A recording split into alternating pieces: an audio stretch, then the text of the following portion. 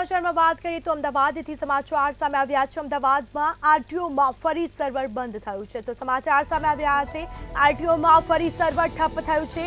ગત સપ્તાહથી સર્વર ઠપ થઈ ગયું હતું અને સોમવારે સવારે સર્વર ફરી એકવાર શરૂ થયું હતું।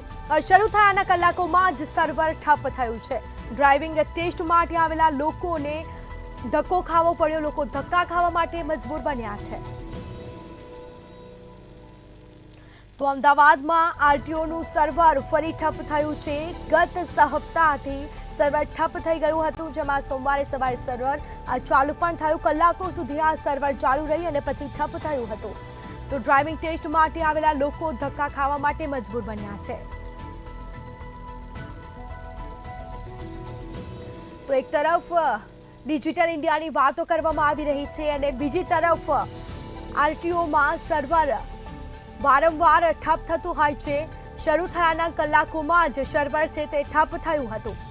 ડ્રાઇવિંગ ટેસ્ટ માટે આવેલા લોકો ધક્કા ખાવા માટે મજબૂર બન્યા।